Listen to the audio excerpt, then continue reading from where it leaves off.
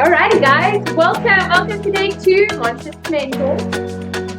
Let's start by standing up. If you're sitting down, you know the drill by now. Stand up, get the energy going. Don't worry about how you look. Have fun.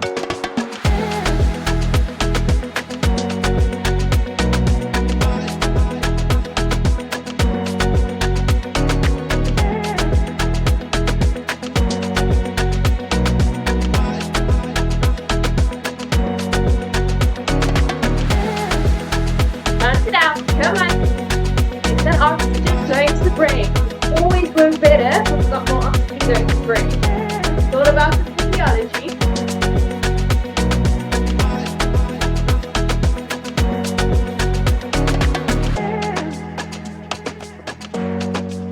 Come on, just a little longer. Are we ready to slay some monsters today?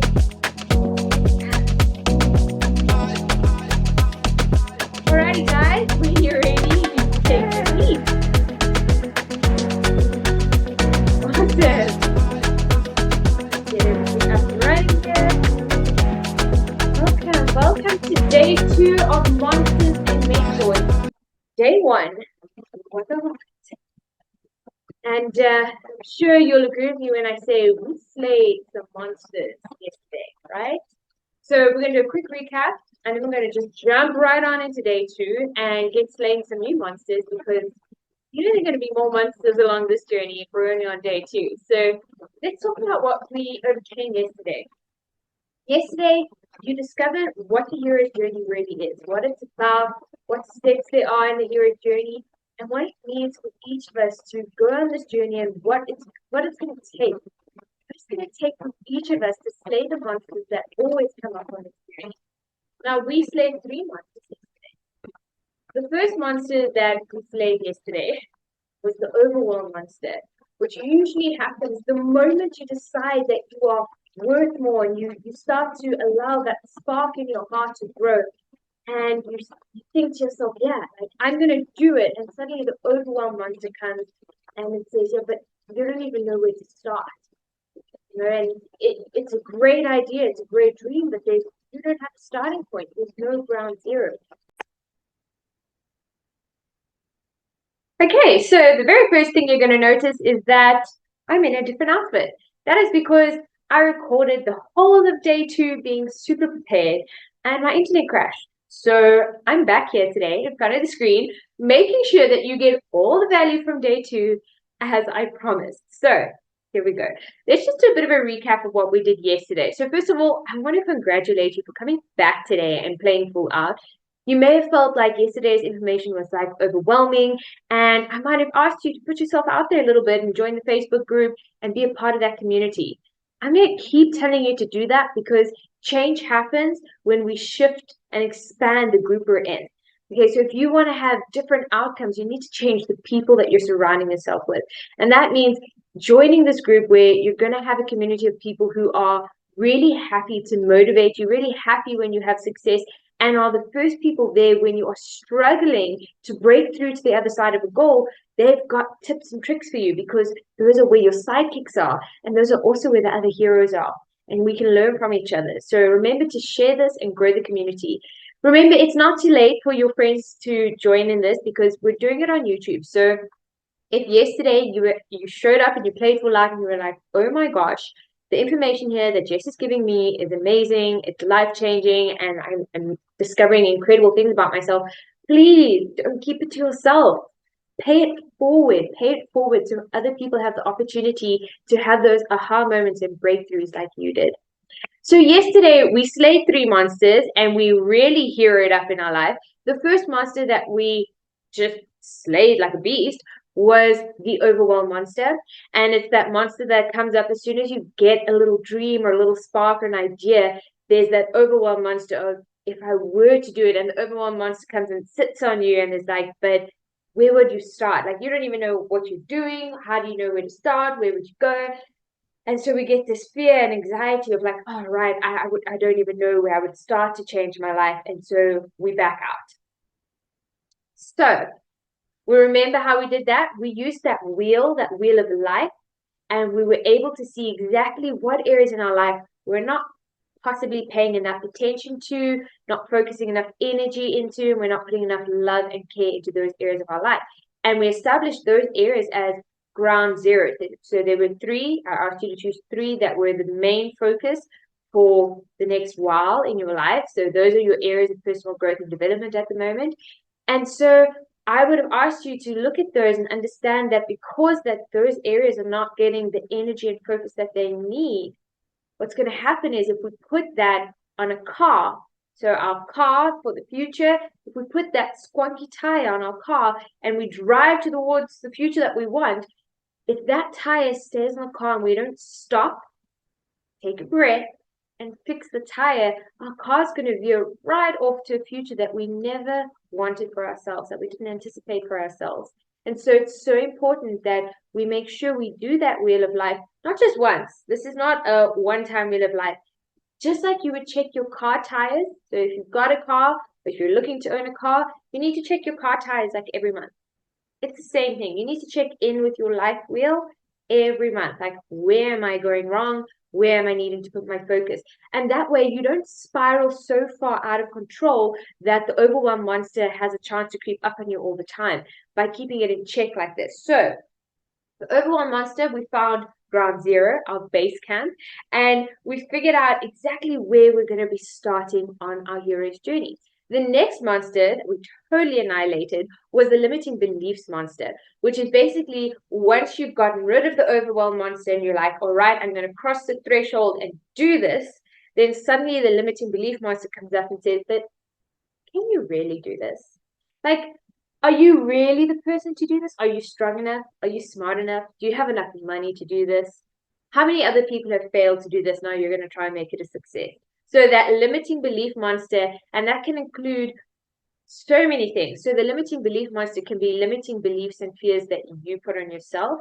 Remember, we spoke about fear, the acronym, false evidence appearing real. So real that we talk ourselves out of actually not making any change in our life. Okay, and the other way limiting beliefs can show up in our life are from the beliefs and fears of other people who they're trying to do good by us. Most times when people are trying to warn us or they talk us out of an idea, it's not because they don't want us to succeed, but they're so worried about failure that they don't give us the motivation to try. And a lot of times this is based off their own experiences and their own failures, and they want to project that onto us. And so we need to learn to nail that limiting belief monster. And do you remember how we did that? Yeah, I'm just going to recap that for you. So basically, we recoded our brains. So a belief is a story that we just keep telling ourselves. And that belief basically enforces or encourages certain emotional states. Remember what we said about emotional states is the real life we're living, like the quality of life we're living, is really dependent on the emotional state we are continuing to choose to live in. And that emotional state is largely affected by the stories we're telling ourselves in our head, the beliefs that we're telling ourselves. I'm not worthy, makes you feel inadequate. Okay, and that changes your physiology. Okay, and it makes you not take the right action or enough action. And so you get poor quality results. And that just reinforces those limiting beliefs. So we negotiated with the brain. We recoded the program here to say, instead of telling me why I can't do something, show me what it would look like if I could do it. And the brain gave us an image, almost like a memory, okay? Then we went a step further and we said, and if I did make this a reality, where would I start? And our brain gave us more answers. It said, this is where you would start to look for answers. And then we said, if I were to find a mentor to help me on this journey, who would they be? And either you found three mentors, your brain gave names or three ideas of people, or your brain said, I'm not sure who you would choose. And so you asked it another question and you said, well, if you don't know who the mentors would be, where would I look for these mentors to help me in this area of my life? And then your brain gave you answers. And we really discovered the mind-blowing, excuse the pun, the mind-blowing power of using this program to our full potential. And remember, the brain is designed, it's a fantastic search engine. It's super fast in giving us answers, but it's designed to keep us safe and alive. And safe and alive doesn't always mean that we're happy and thriving. Sometimes safe and alive means that we're living in a comfort zone. And that comfort zone sometimes isn't really a happy place. It's just a place we're familiar with. And sometimes happiness is literally just one step into that uncomfortable courage zone. And that's where we find our destiny and our future. And so that's how we got rid of the limiting beliefs monster. Then we spoke about the frustration monster. Okay. And the frustration monster is that one that like gets up all up in your camera. Remember that? So that's the frustration monster. And like the frustration monster basically stops us from gaining clarity in our life. Oh, and my camera just blurred for the moment. Special effects, natural special effects. So that frustration monster clouds our clarity. And so, we get over the overwhelm monster and we start. Then we get the limiting belief monster that we have to smash so that we get the motivation. We're like, I can do it. I am empowered. I can do it. And suddenly the frustration monster comes up and says, that is so great. How do you plan to do that?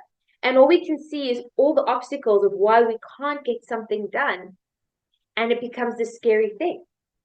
And so remember what we said, in order to slay the frustration monster, we have to shoot it with an arrow of clarity. Okay, so we shoot it with an arrow of clarity by making smart goals. So when that frustration monster comes up and says, oh, but how are you going to do this? You won't even know where to start or where the journey's going. You can say, wait. That's very easy. And your arrow of clarity comes in the form of a SMART goal. Remember, SMART is an acronym. It's a specific goal that you can divide into 5 measurements. So measurable goals, you can measure your progress. It's achievable, which means it's not going from 0 to 100.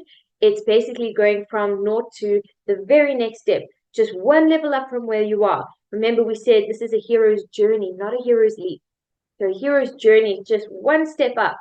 And so it should be achievable then. And it had to be relevant. It had to be relevant to you. Remember, we spoke about finances and health. And although you can do things to improve your quality of life that will ultimately affect the people around you, you never want to set a goal solely for somebody else. Sure, they can contribute to some of the motivation, but at your core relevance, at the core drive, it has to be done for you. Otherwise, it's quite easy to tap out the goal. So it has to be really important to what you want. Okay. And then we have to make it time bound, because the best thing about a frustration monster is what it loves to do is it basically frustrates you for long enough that if you don't have a deadline to work towards, it basically helps you lose that clarity and it stops you in your journey and you kind of forget about it. But having that deadline that you put in your calendar, put in your phone, that you are aware of,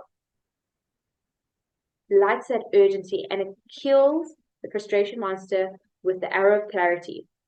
And it creates a sense of urgency that gets you going. It keeps the momentum going. And remember, we spoke about setting a goal and a deadline for the goal that it's not so far into the future that you can chill on your laurels and relax and like not do anything and kind of forget the goal and say, I'll start next month. But it's not so close that you're completely overwhelmed and you're freaking out.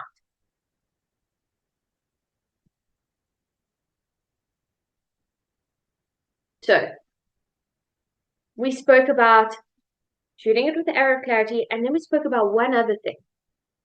One of the most important things when we have a goal and we've set a SMART goal, the last thing we need with us, like here in the background, like a guardian angel, is we need our superhero sidekick. Because when we start the hero's journey, frustration happens. Obstacles come up. We have high days and we have low days. And we need that community, that mentor, that sidekick. We need them. So Batman and Robin, it's a thing. Okay? We need to have that sidekick there with us so that we feel like we've got the support when we're having a low day. We know who we can turn to carry us in terms of advice or motivation. And so once again, if you have not joined the private Facebook group, please join the private Facebook group today, because if you are needing a solid community that's actually going to motivate you and keep the fire lit under your bum so that you don't just forget about this seminar, it's like another goal and I've tried everything, but you actually haven't applied anything. Yeah, it's time to join that Facebook group. It's time to expand your community. Remember, we're not burning bridges with the people we know, but we're expanding our community to elevate different areas of your life. And there will be people in that group who have gone through the same thing you're going through, or going through something similar, or people who are about to go through something that you've already overcome, and you can be their mentor. You can be their hero. We're going to hop on into day 2. So what you can do is in your workbook, go to the first page that says part 2, the call to adventure and refusal of the call. So I want to tell you a story before we start. And the story I have to tell you today is my journey where I actually started to refuse the call to adventure. So I told you that I had a moment of grace when I started down this journey of personal development and coaching and leadership development. So I had this moment of grace where I was actually going to close a pop-up ad, and my trackpad slipped, and this huge Tony Robbins motivational video filled my screen, and 2.5 minutes changed my life. And I went down a rabbit hole. And so I got through the overwhelm monster because I had the motivation from this video. I was like, well, it is possible. And I started to question my limiting beliefs, and I started entertaining the idea of possibility. It's, all I need is, I need more Tony Robbins. I need more Lisa Nichols. I need more Trent Shelton. I need more Dean Graziosi. And I found all these mentors. Okay. So I selected mentors, just like we did yesterday. I selected mentors that I knew were the best in this field to get me from where I was to where I wanted to go. They were the top mentors. And I was like, these are my people. Like, these are the mentors I need. I need their advice. There was only one small problem. And when we talk about small problems, we're just talking about a limiting belief that's dressed up in a serious costume. So anytime there's a problem, it's actually an opportunity to get creative. Most of us look at problems as, oh, that's it. Like, that's why I can't do it. Okay, so a problem is just a limiting belief in a very professional costume. But basically, it's still just a limiting belief. And yesterday, you learned how to smash that. So the small problem that I thought at the time was I knew the mentors I needed, but I didn't have the money to fly overseas to go meet these people. And I didn't even have the money to go to these people's seminars. And I needed their answers. I needed them. But I didn't have the financial security to go to their seminars or go to their online seminars or even buy their programs. I didn't even have the money to buy their programs. I didn't even have the money to buy some of their books. Okay. And now you might be thinking, oh, well, that means that all their stuff must be super expensive. It's actually not. Like, some of it, of course, is like premium tickets and premium events, sure. But actually, for the most part, they're pretty much the same price as everyone else in the same industry. However, I was just starting. And so I started listening to more of their advice. And so I'm going to show you an exercise that I used to help me build to the level that allowed me to actually afford their content, their programs, and attend some of their seminars, some of my mentor seminars. And I actually am working as crew as well on some of these seminars now as well. So I'm actually part of the team that changed my life so many years ago. I'm now working shoulder to shoulder with those people. So that was huge for me. So let me tell you this story. So first of all, do you remember I told you that story yesterday about Tony Robbins, where he heard about Jim Rohn and this fantastic seminar, right? He heard about this fantastic seminar, and the guy said, oh, you have to go. And Tony said, why don't you buy me a ticket? Because I don't have any money. And the guy said, I can buy you a ticket, but I'm not going to. Okay, this was the same for me. So I heard that story, and you can find that same story, by the way. I'm pretty sure it's free on YouTube. But I heard that story when I needed it most, when I started to refuse the call to step up in my life because I was like, well, I found this fantastic thing. I found great mentors, but I can't afford it. So that means my life's just going to stay exactly where it is. I've got a perfect excuse why I shouldn't level up. It's because I can't afford it. To level up means you need to have financial security and financial wealth. I don't have that. So I tapped out for a little bit. And then I was still, even though I tapped out, I'd taken a step back. So I'd taken a step back into my limiting beliefs. I was still intrigued by my mentors, and I still had access to their free content. So any of the people in personal development, they will have YouTube channels. They will have Instagram. They will have blogs. They will have books that you can get for free. They will have PDFs. So they will have posts on Facebook. They will have stuff that you can access for free, for nothing. And so I just committed. I just said, you know what, I can't afford them, but I'm going to absorb as much free advice as they're giving me, because even though the advice that I could afford was for free, it still had a lot of value. And that's just like the seminar that you're at right now. Yes, it's for free. Yes, it's for worth almost 4,900 Rand. I think it's actually just over 4,900 Rand. So it's almost worth 5K. But the value is exceptional. And if you're thinking, oh, well, it's just a free seminar, so there can't be great stuff in here, you should listen and have an aha moment in the next 4 days. In the next 4 days, you will receive so much value from this seminar that it is enough to change your life forever. And I just had to switch my mind to that, like, even though the content is free, it doesn't mean the content is not valuable.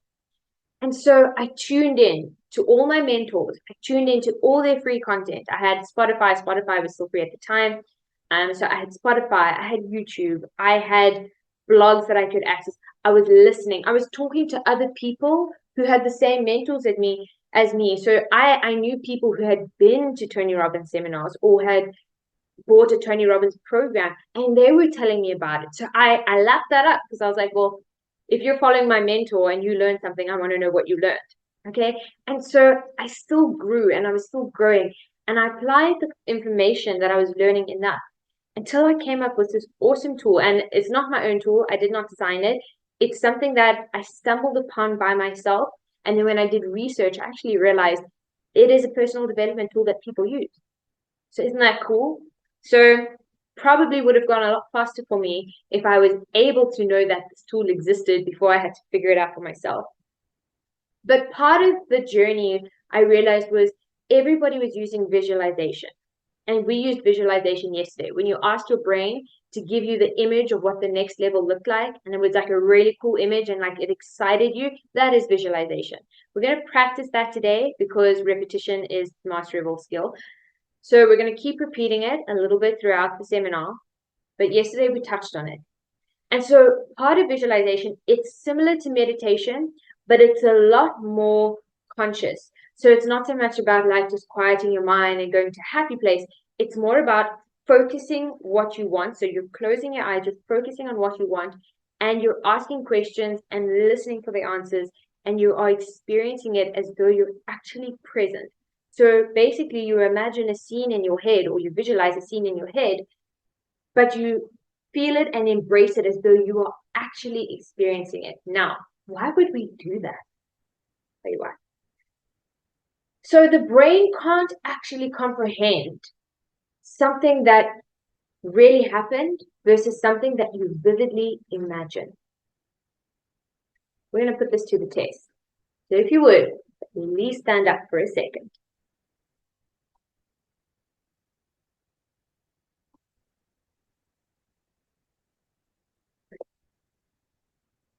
Just stand up for me. Shake the body out. What I'd like you to do is just point your hand. So bring up your right hand, point to the screen, and you're going to turn as far around as you can. And you're just going to mark the point where your finger ends. So where your finger ends. So you're going to turn as far as you can. So you're not going across the body. You're going this way. Okay? You're going towards the back. Good. So not across, towards the back. And you're just going to mark where your index finger ends, where the point marks. Okay? Great. Mark that point. That's as far as you can go. Close your eyes and just listen to my voice. And I want you to use your imagination here. So remember to play full out, otherwise this doesn't work. All right. So closing your eyes, I want you to take a deep breath.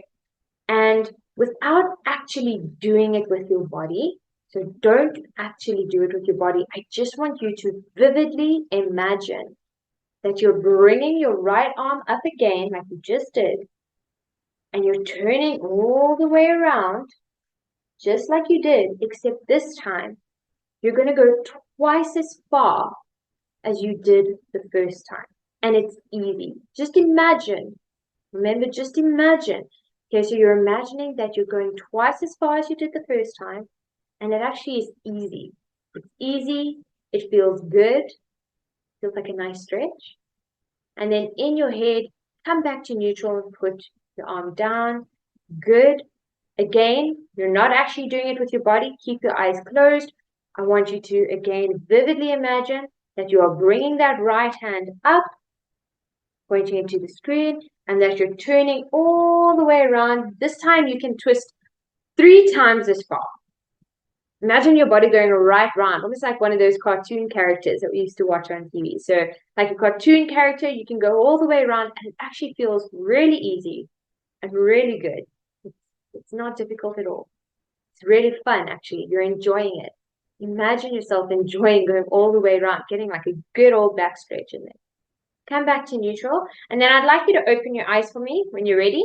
Take a deep breath, open your eyes, and now I actually want you to do it. So I want you to bring your arm up again, point to the screen, turn as far around as you can, and see if you go any further this time, so as far as you can. And what a lot of you are realizing now is the second time round, you went so much further.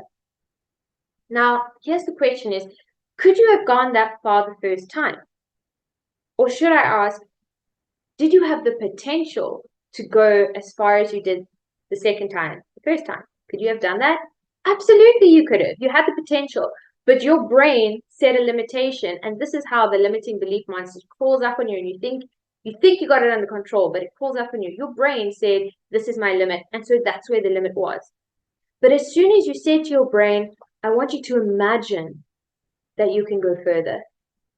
What happened is, again, your brain can't tell the difference between something that actually happened and something you vividly imagined. So the second time, when you actually did it the second time and you went further, in your head, your brain was like, oh my gosh, but I've done this before. I've done this 3 times and I went further. And so your brain had a new limit. Your brain said, I can go further than I did the first time because I've already done it twice in my head. So that is the power of visualization. And so we're going to do an exercise now. I want you to choose one of the SMART goals that you had yesterday. So you can choose the same one you worked on yesterday or one of the other 2 that you didn't work on yesterday that you want to try. So choose any of the 3 goals, but you're just choosing one SMART goal. Okay. You're going to read that SMART goal, so just the specific goal. So what is the specific goal? And you're going to close your eyes. Take a nice deep breath. Hold it and release. Nice deep breath. Hold it and release. Good. So I want you to ask your brain, what would be the biggest obstacle that you might face when trying to achieve this goal? So ask your brain, what does your brain think is going to be the biggest obstacle when trying to achieve this goal? So you're going to say, brain, what do you think is going to be the biggest obstacle in me trying to complete this goal? Give your brain some time. As soon as you have an answer, I want you to write that answer down. That's going to be the second bullet point on today's page of your workbook. Second bullet point. What limiting beliefs or fears might make you resist this call? That's where you're writing it down. So what is going to be the biggest obstacle that your brain thinks you're going to face? So what is the biggest obstacle your brain believes you're going to face on this journey to leveling up, this journey to achieving this goal? Good. Now I'd like you to sit down, but remember, when you're sitting in your seat, you're sitting with authority, like you own your life. Okay, so you're sitting in your seat with authority, confident. Remember, you're the owner of your life. You're writing your destiny. No one else is writing it for you. So you better start learning how to write well. Make sure it's a great narrative. You're the one that has to read this story. Okay, so while you're in your chair, I'd like you to just close your eyes. And I want you to imagine the 3 mentors that you chose yesterday. So the 3 mentors that you chose yesterday, I want you to imagine them sitting at a table with you. Casual setting. So casual setting, maybe you guys are having a drink together, maybe you're eating together, having lunch or supper or something. So I want you to imagine all 3 of your mentors for that area of your life. So all 3 mentors for that area of your life. sitting at a table with you. And one by one, so this is visualization. I want you to step into it as though you're actually there at a table with your mentors. You're all sitting together, very casual. And one by one, I'd like you to ask each of your mentors what advice they would give you to overcome this obstacle. So the obstacle that your brain just gave you, you're going to ask each one of your mentors, what advice would each of them give you to overcome this obstacle? And you're going to start by writing mentor one or the name of your mentor. Close your eyes, ask the question, wait for the advice, write the advice down. Close your eyes, ask mentor two, wait for the advice, write the advice down. Close your eyes, ask mentor three, wait for the advice, write the advice down. I'm going to give you a couple minutes to do that. I'm going to just pause my video here so that you have time to do that. I'll put some music on.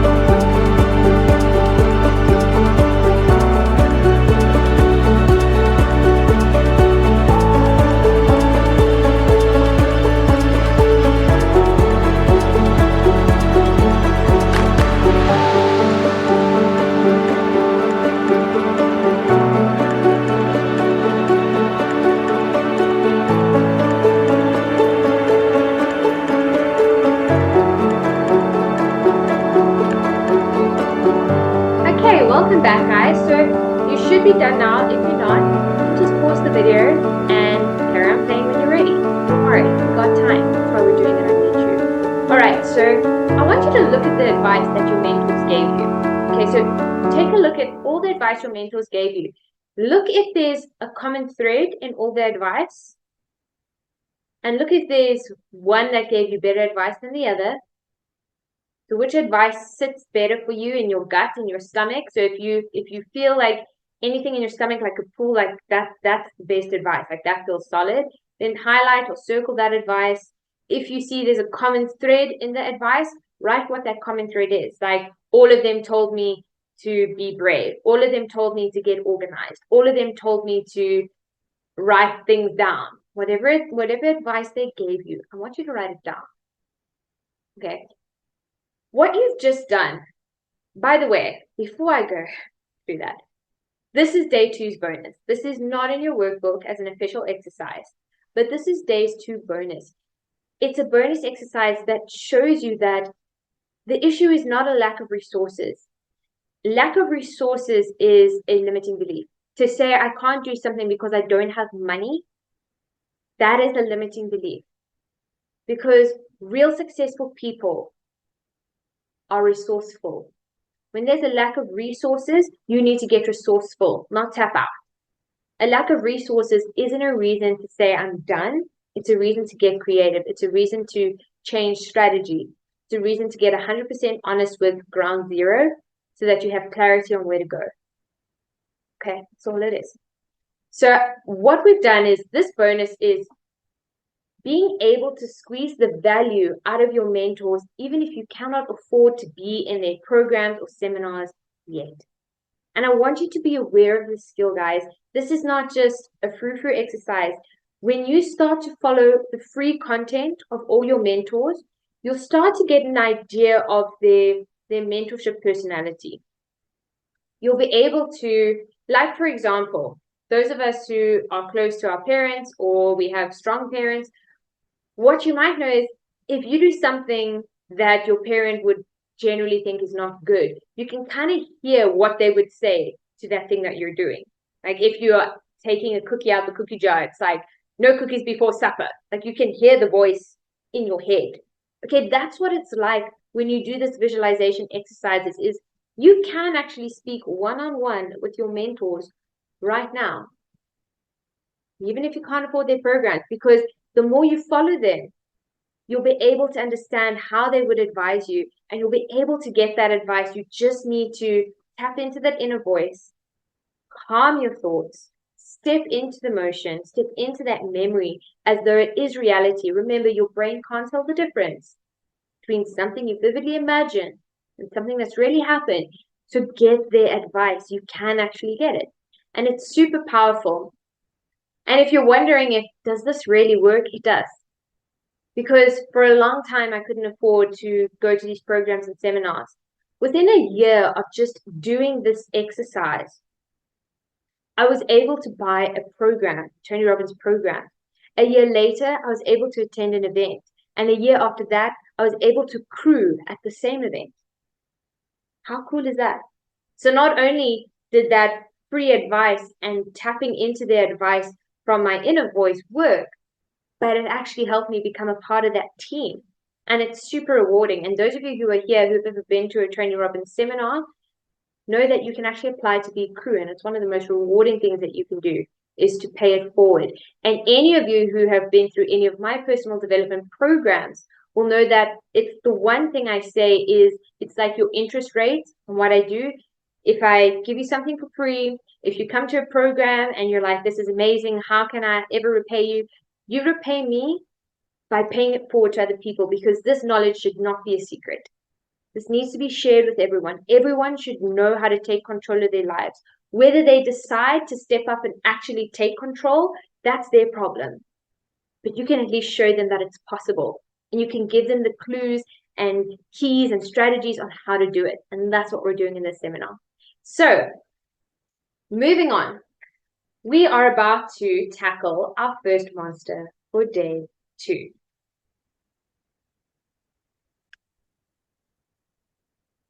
All right, short little break there. So our first master for day 2.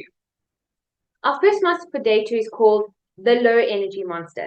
And hands up, if you've ever been on a journey to achieve a goal and like 2 weeks in or a month in, you get that like energy lag where you're like, I just can't do it anymore. Hands up if you've done that, where you feel like that low energy, okay? And the limiting beliefs crawl back and you start to feel like maybe this goal is way too much to handle and maybe you should just give up.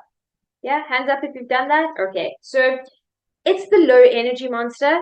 And this is really powerful because what I'm going to teach you now is, first of all, I'm going to teach you how to master your energy, number 1.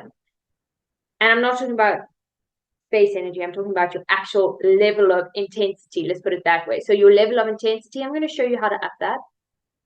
And then I'm going to show you how to change your emotional state on command. So for those of you who saw yesterday, I said, you know, you get to choose which emotional state you live in. And that directly affects the quality of your life. And that affects the decisions you make. And that affects the results you get, okay? Which reinforces belief. So if you watched that yesterday, you're like, how can you choose your emotional state? I'm about to show you. Because part of choosing your emotional state is learning to manage your energy. And learning to manage your energy comes from understanding that energy does not come from food and sleep, because those of you are like, oh, energy comes from food, energy comes from sleep. Certain amounts of energy definitely come from those things. You do need sleep and you do need food. That we know this. But how can energy come from sleep, or mass energy come from sleep, when if you've ever overslept, do you wake up revitalized or do you wake up more sluggish? More sluggish, right? So you actually get extra hours of sleep and you actually don't feel better. You actually feel like, oh, like really heavy in your body. So then how can energy come from sleep? Thoughts. And for those of you who are like, well, energy comes from food, how many of you have had like a family, like a festive feast, like where you are feasting with people, maybe it's like a festive holiday or something, and you had this massive feast? How many of you want to walk or run after that? And how many of you want to nap? Yeah. Most of us like have that big meal, we're eating more and more and more, and like the last thing we want to do is exercise and jump around. We kind of want to just like close our eyes and go to sleep, right? So then how can energy come from food? Now, like I said, definitely we know certain amounts of energy come from that, but you can control your level of intensity through this, through your physiology, because real energy comes from movement. Think of it. If I hold, get my pencil here. If I hold this pencil, you can see it. I'm holding a pencil. There's no energy happening around this pencil. As soon as I move it, there's energy. Now we're creating energy. Okay, so energy comes from movement. And so the first thing we need to learn is we need to adjust our physiology. We need to move our bodies more, and that ups our energy. Now, why else do we do this? How does energy and our emotional state affect, how do they affect each other, right? Like how does our physiology affect our emotional state? Now, if I asked you to envision somebody who suffers from depression, I want you to imagine what their physiology would look like. Now, would they be standing like this? Would they be standing up straight, shoulders back, head up? Mm-mm. Would they be standing head down or up? Good, down. The head would be down. Would they be standing with shoulders back, or would they be standing with shoulders forward? Drooped, right? Drooped. Would their posture be straight, or would their posture be hunched? More hunched, right? Now, do you think they'd be breathing deeply, or do you think they'd be breathing shallow? Shallow, right? Okay, so you've got this depressed person, and their whole body is hunched over onto their diaphragm. And so now watch what's going to happen. So even if I wanted to take a deep breath,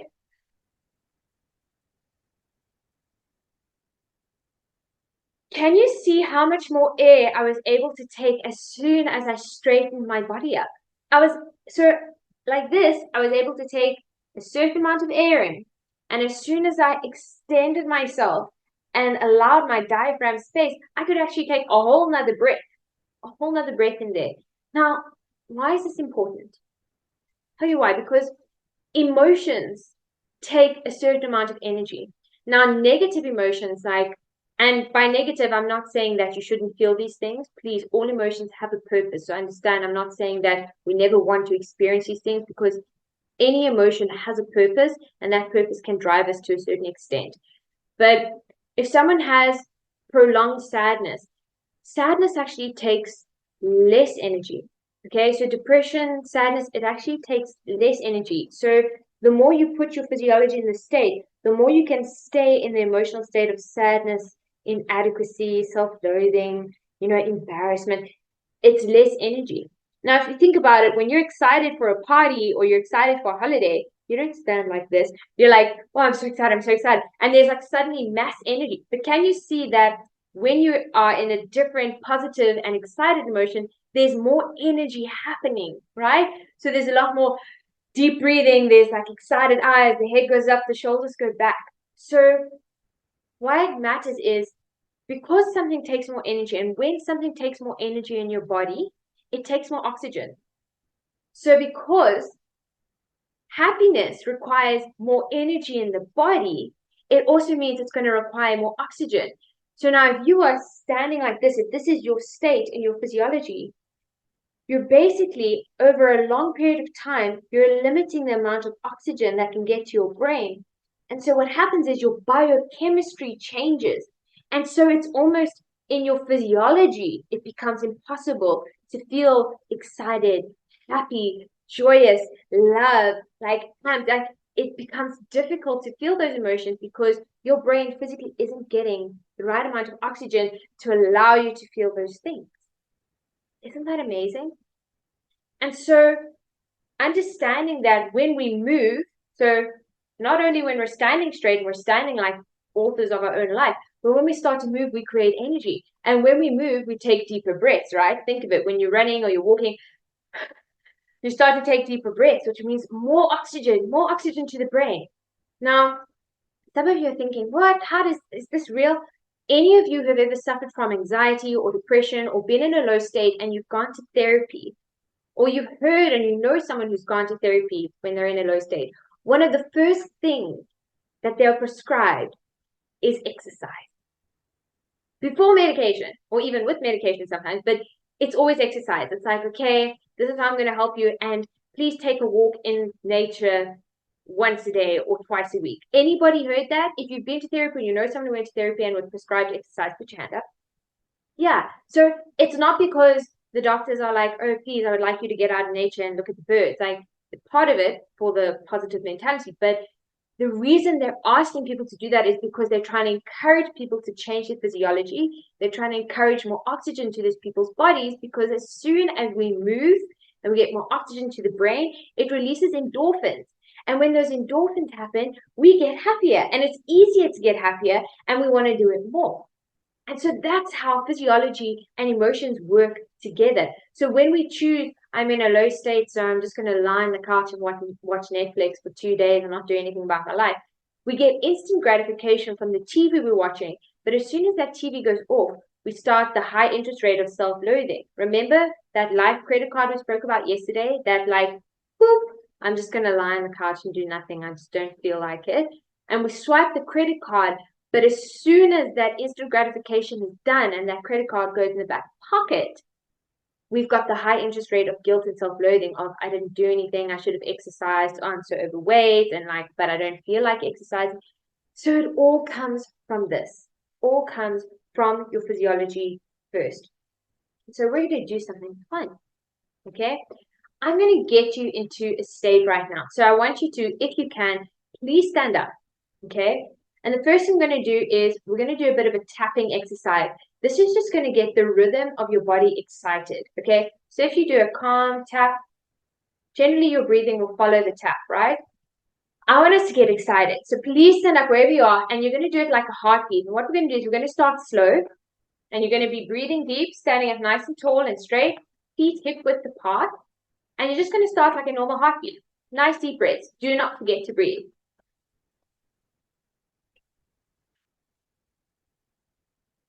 And then we're going to go faster. Smile, please. Make sure you're smiling.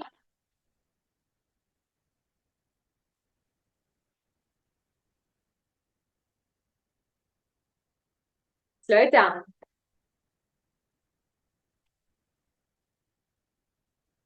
Deep breath. Speed it up.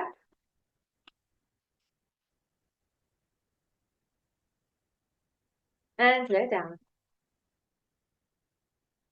Good. Go back to neutral. Just breathe it out for me for a second. Okay, here's what I'd like you to do. I'm going to show you how we're going to change your emotional state on command. Now, standing just where you are, if you're sitting and you can't stand, that's absolutely fine. Just do it in your chair. But if you can, if you're capable of standing, please do so. Okay, I want you to stand, and I want you to choose a heavy negative emotion. So a heavy negative emotion for me. So something like guilt or sadness or self-loathing. And I want you to put yourself in that state. If you're someone who suffers from anxiety or depression, I want you to put yourself in the state. And those of you who are like, how do I do that? You just have to think about it, because it's a pattern you've put on repeat. It's a limiting belief. It's a story you've been telling yourself. If I say, put yourself in a depressed state, you already have a story. Remember, you ask your brain a question, it's going to provide you with an answer. It's the quality of our question that changes the quality of the answer. So I'd like you to tell your brain, tell your body to go into a low negative state, totally low state. I want you to notice immediately what happens to your body. Immediately you'll notice that your shoulders start to droop, your head goes down, you're not breathing as deeply anymore.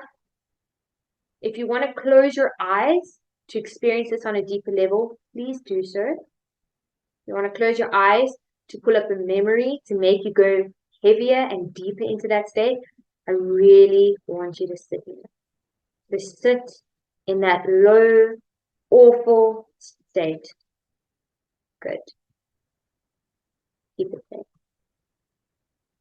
In a few seconds, I'm going to count down to 3. Stay in that state. Stay in the low state. Don't look up. Just stay in the low state. Listen to my voice.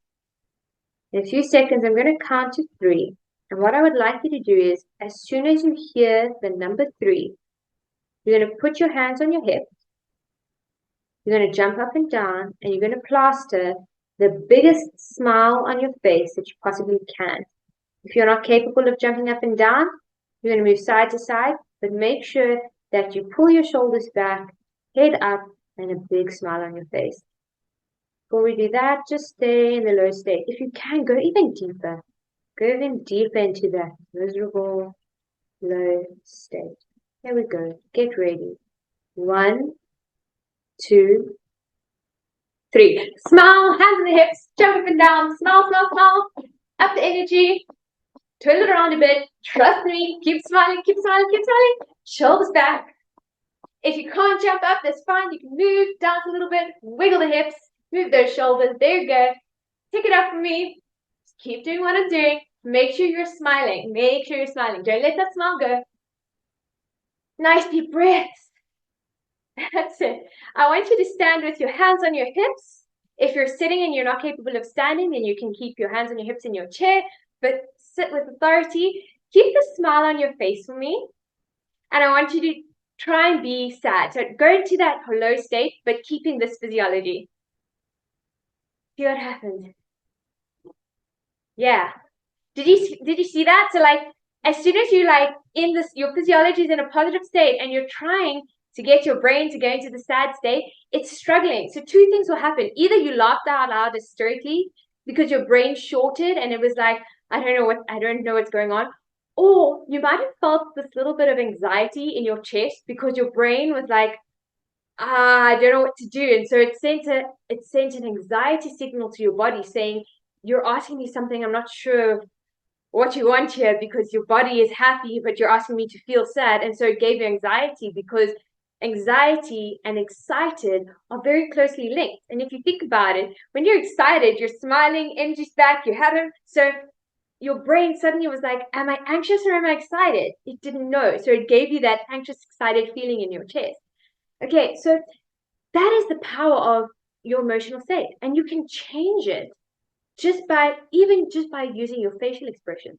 So if I told you to be really angry at somebody, but I was smiling at you and you have to smile at me the whole time, and you're trying to be really frustrated, what would happen is eventually you would start laughing because your brain is like, I cannot comprehend a negative emotion with a positive physiology.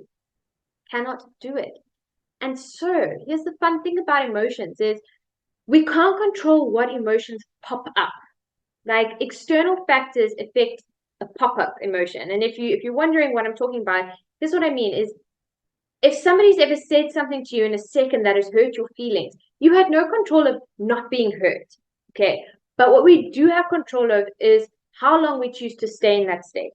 So we don't have to build an emotional home in that feeling. So we can say that is not a good feeling. I do not like that. And as soon as you are aware of the emotion, check in with your physiology, because when you feel sad, things will be different here. And so as soon as you're like, I'm not taking that on board, things will change. And you'll be like, that's not for me. Like, I do not want to feel sad. I do not want to feel angry. And so your brain won't hold on to it because your physiology is throwing it out. Okay, so that is the power of your physiology.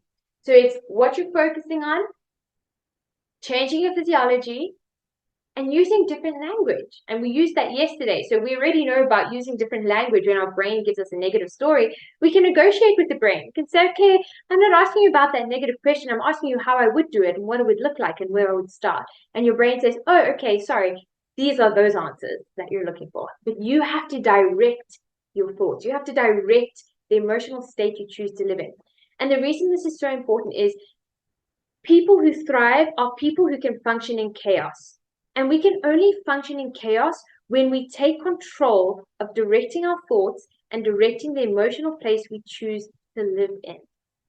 Okay, great job. You're welcome to take a seat. Welcome to take a seat. I want to give you a couple of minutes now. I'm going to put the music on. And what I'd like you to do is think of a powerful statement that you can say to yourself that excites you, that ignites your soul. And I would like it to start with the words, I am. So I am courage. I am love. I am determination. I am proud. I am patience. I am joy. I am excitement. I am creative. So whatever that is for you, a power statement that sits in your core and in your heart that makes you feel powerful. I'm going to put some music on, and I'd like you to write a couple of I ams down and choose one that really resonates in you and you'll feel it in your body. Like, say them out loud. Don't just read them.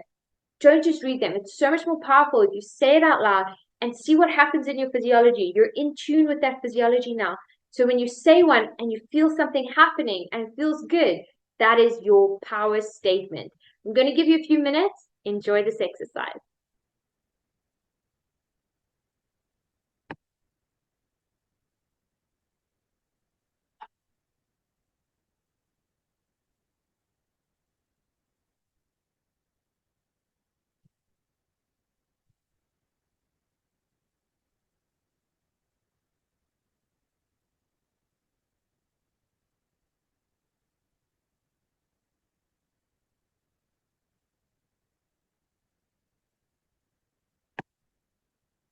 Okay, guys, so welcome back.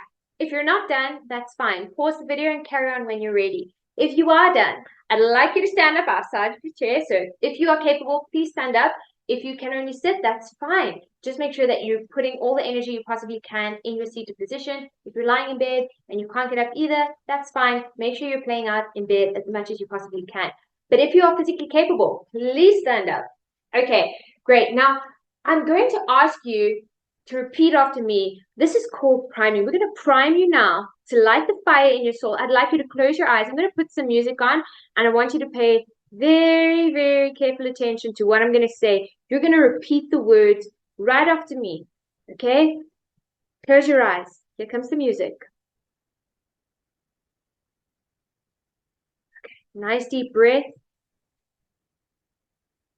Hold it. Let it go. Here we start. All I need is within me now. All I need is within me now. Now we're going to place emphasis on the word all. All I need is within me now. All I need is within me now. Okay, here we're going to change the emphasis again. Keep repeating after me. All I need is within me now. All I need is within me now. Say it with confidence. Say it powerfully. You own this. Here we go. We're going to change the emphasis. All I need is within me now. All I need is within me now. Good. All I need is within me now. I'm going to change the emphasis. Keep repeating after me. Stand up, breathe it in, feel it. Take it on. Okay. All I need is within me now.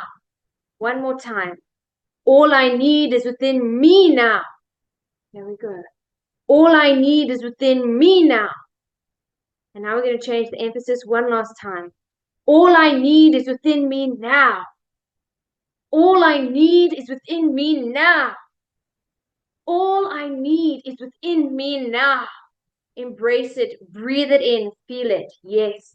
And now I want you to go right into your power statement. And what I want you to do is, you're welcome to open your eyes and do this with me. I want you to take a moment to think of a power move, any power move you want. Maybe it's this. Mine is this. I love this. This is like yes for me. Okay. Whatever it is for you. Might be this, whatever it is. I want you to think of your physiology, stand like you own your life, come up with a power move that makes you feel strong. And you're going to say, I am courage. I'm determination. I'm love. And I want you to feel it. Okay, here we go. I'm going to put music on. You're going to do your I ams. Shove it to the screen. Okay, you ready? So I really want that power move. 3, 2, 1, go. Here's the music. Here we go.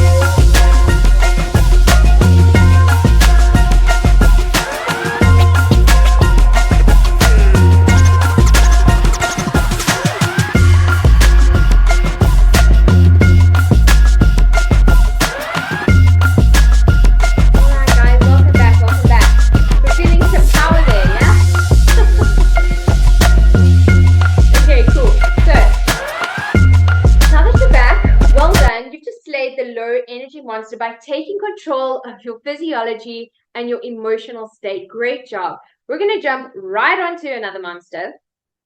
This monster is called the why monster. And it's the monster that can come in the form of limiting beliefs or other people. Like when you tell people what you want to do and they say things like, why would you want to do that? Like, what is the purpose? And suddenly you think, oh, I actually don't know why. And so we're going to figure out the why right now. And so what I want you to do is take a separate piece of paper. This is your second bonus assignment of the day. So this is not in the workbook. This is a bonus for you. I want you to take a separate piece of paper, and at the top of that paper, write down one of your specific goals. So any one of your specific goals that you did yesterday, write it down at the top of the page.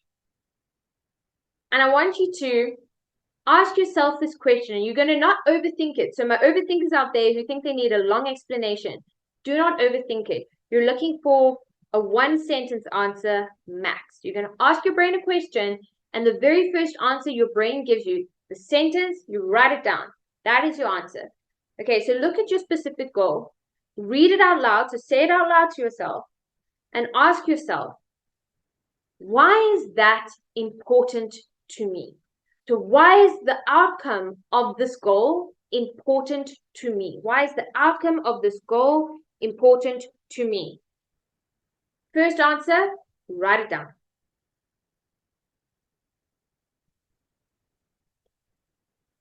I want you to look at the first answer you just wrote down, okay? And you're going to ask yourself again. So look at the first answer that you just wrote down. So why is the outcome of the goal important to you? You have an answer. Look at that answer now and say, why is that important to me? So why is that important to me? Write it down. Good. Why is that important to me? Very good. Here we go again. Look at your second answer now and ask yourself, why is that important to me? Why is that important to me? Why is that important to my life? And write the answer down. And if you're struggling with this exercise, the best way to overcome the struggle of this exercise is to ask the question, what am I hoping that this outcome will bring to my life that I don't already have now?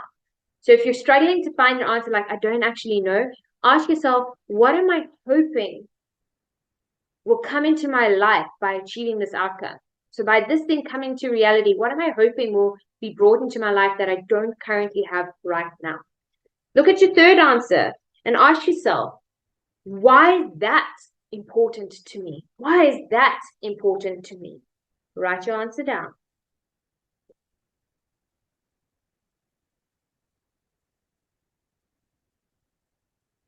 Great.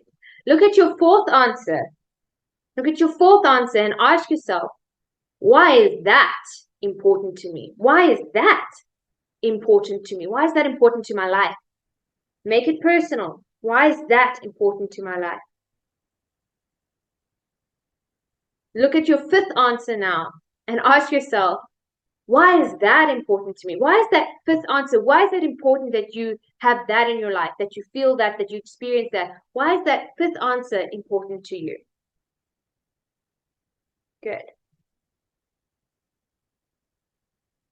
Good. Look at your sixth answer.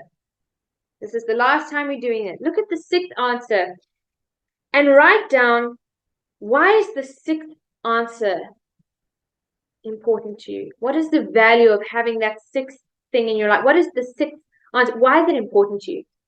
Why is that answer important to your life? What is that going to bring to your life that you don't already have now? What is it going to bring? Write it down. And what you'll find is, while you're still writing, don't worry. So what you'll find is the seventh answer that you found, that is your purpose. Okay? And it's the most important thing, because I said it yesterday, but when you go on your hero's journey, there's highs and there's lows. And when you're low, hoping that motivation is going to help you push you through to the other side very rarely works. But when you can align your soul with the purpose of why you are doing this, it builds a motivation and a resilience of its own. So instead of having to go look for motivational quotes on Pinterest, you'll be like, why am I actually doing this? And you'll have a reason. You'll go down to that purpose and you'll be like, yeah, freedom is worth it. Living a life knowing that I didn't waste time is worth it. Knowing that I live life to the fullest is worth it. Knowing that I'm at peace is worth it. And you will push through. It creates resilience. And that's far stronger than motivation, because motivation does this. Resilience pushes on. And so what this is called is, this is an exercise that I learned at one of the seminars that I went to from one of my mentors. It's called 7 Levels Deep. I call it the passion and purpose alignment, because it's the quickest way to understand why you're doing what you're doing and why it's important to you. Because when things get hard, that's what you need to look at is, why do I want this so badly? It's not just for the outcome of the goal, but there's a purpose so much deeper. And for some reason, it's that seventh answer that speaks far more to our soul and our spiritual level than it does to just the identity and significance level. So congratulations. You just laid the why monster. Put your arm up like this, turn it around, help your elbow, and give yourself a pat on the back. You nailed it. Well done. Well done, guys. We're going to take a short break. Go grab a snack, something to drink, and we'll be back soon.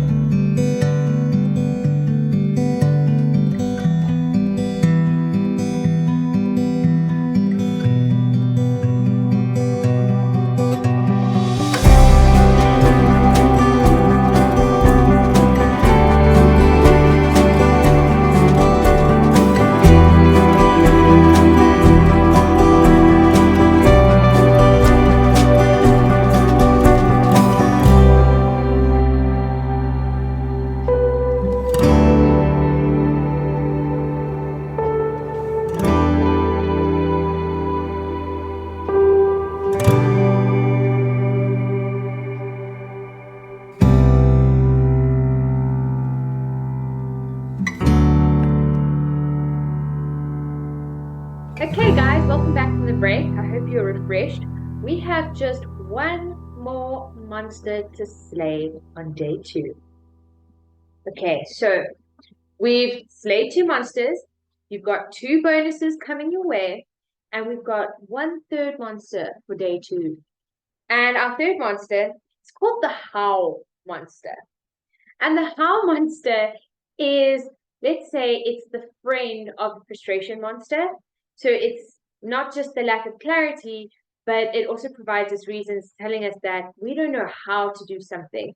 And so hands up, just wherever you are, hands up if you've ever made the decision to go after a goal, you've motivated yourself to go after a goal, and you start going after the goal, and a couple days later, you realize you have no idea how to go through it. Like you maybe knew the first 3 steps, but like the rest of the way seems cloudy and unclear. Hands up. Yeah. Okay, so the How monster is not a fan of the great hero weapon called the RPM. RPM stands for Rapid Planning Method. Now, what's great about an RPM is not only does it give you massive clarity, it also takes the guesswork out of what do I need to do next to achieve my goal. So it takes all that guesswork out. It lays it out for you step by step.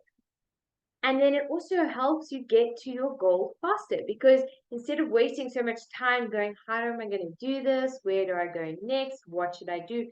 You've got a map. And so any good hero, any good adventurer knows that the best thing you can do when going on a journey is to make sure you take a map. Because a map gives you direction. A map gives you direction. It shows you the plots, the uphills, the downhills, and it shows you where you might experience obstacles. And so we're going to do that now with a little tool that I like to call TBM's 5x5. Okay, so get yourself a spare piece of paper. Although this exercise is in your workbook, I'd like you to do it on a separate piece of paper just so that you have enough space. So first thing you're going to do is you're going to take one of your specific goals. It can be the one you've worked with all day just for consistency. Otherwise, it can be one of the other 2. But I want to take one of your specific goals and I would like you to write it at the top of your page for me, please. Great. I'll give you a second to do that. And so once you've written, don't worry, if you're not done writing and I'm rushing you, just pause me and write it down and then carry on playing. Okay, so write the specific goal at the top of the page. And once you've done that, I want you to divide the goal up into 5 steps of action that you need to take in order to make this goal a reality. In order for this goal to be achieved, I want you to write down 5 steps you'll need to take. Now, before we get confused, yesterday when I asked you to do SMART goals, I asked you to divide the goal up into 5 increments of measurement. This is not that. Okay, this is not the same. Your increments of measurement are simply there as markers so that you can be like, okay, this is how far I am along this journey. What you're doing now is you're plotting what needs to be done, what actually needs to be done in order to achieve those 5 increments of measurement. There are steps to be taken. So I want you to take your big goal, your specific goal, break it down into 5 steps that you need to do in order to achieve that goal. And I want you to prioritize those steps from the step you need to do first to the step you need to do last. I'm going to give you a few minutes to this. Okay, so I'm going to give you like a minute to do this. I'll pop some music on and I'll be right back.